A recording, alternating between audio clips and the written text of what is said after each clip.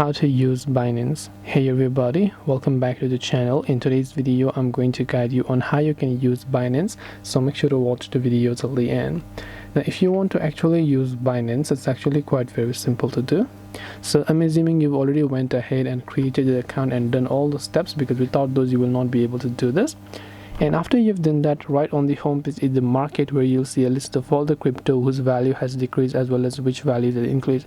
So BNB, Ethereum and everything has actually increased. The highest one is Pepe, that has increased by 21%, and the decreased one is Bitcoin. You have Solana that decreased.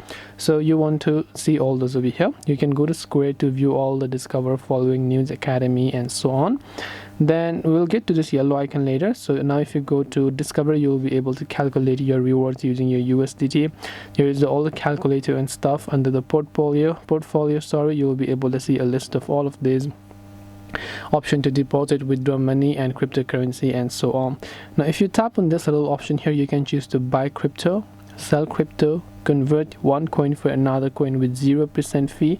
Then you also have the deposit option. So if you want to deposit wallets over here or any of the other form of currencies, you will be able to do so.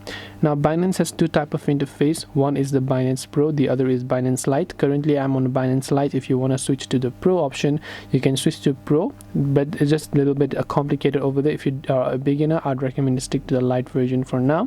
Then similarly you can have all of these other options as well, and this way you'll be able to use Binance. Hope this video was very helpful. If you have got any questions, feel free to leave them down below. Thank you for watching and see you in the next video.